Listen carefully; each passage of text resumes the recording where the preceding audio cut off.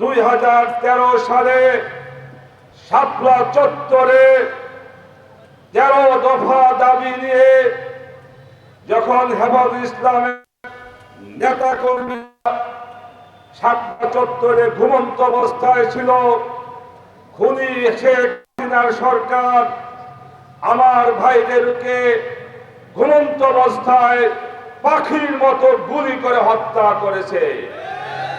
আমরা সেটা ভুলি নাই। আমরা ভুলি নাই 2021 সালে যখন ভারতের প্রধানমন্ত্রী গুজরাটের কসাই মোদি বাংলাদেশে আসতে চেয়েছিল, আমরা বলেছিলাম বাংলাদেশের স্বাধীনতা জয়ন্তীতে ভারতের গুজরাটের কসাই এই নরেন্দ্র মোদী আসতে পারবে না। তার বিরুদ্ধে যে আন্দোলন সংগ্রাম হয়েছিল, সেই আন্দোলন সংগ্রামে আমাদের 25 জন ভাইকে খুনি শেখ হাসিনার পুলিশ বাহিনী গুলি করে হত্যা করেছিল।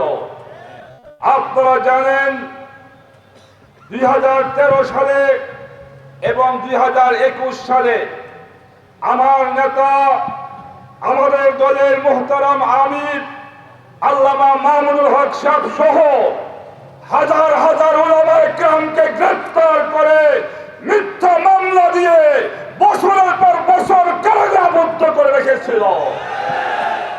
সর্বশেষ জুলাই আগস্টে ছাত্র জনতার বিপ্লবের মাধ্যমে খুনি শেখ হাসিনা এই দেশ থেকে পালিয়ে তার পরম শ্রদ্ধেয় বন্ধু নরেন্দ্র মোদীর কোলে ঝাঁপ দিয়ে পড়েছে। আজকে যদিও বাংলাদেশে খুনি শেখ হাসিনা আওয়ামী লীগ নাই, কিন্তু তাদের দোসররা কিন্তু বাংলাদেশে অবস্থান করতেছে। আজকে প্রশাসনের বিভিন্ন স্তরে খুনি শেখ হাসিনার দোসররা বসে রয়েছে। এই জন্য আমাদের সাবধান থাকতে হবে, আমাদের সতর্ক থাকতে হবে। আমরা লক্ষ্য করেছি মাঝে মধ্যে আওয়ামী লীগ জটিকা মিছিল করে 1 মিনিট 2 মিনিট মিছিল করে জানান দেয় যে আমরাও বাংলাদেশে এখনো কি আছি। আমি পরিষ্কার বলি, গত 5 আগস্ট এদেশের জনগণ আওয়ামী লীগকে লাল কার্ড দেখিয়ে দিয়েছে এবং সিদ্ধান্ত দিয়েছে বাংলাদেশে আওয়ামী লীগের বিচার ছাড়া কোন রাজনীতি করতে তারা দেবে না।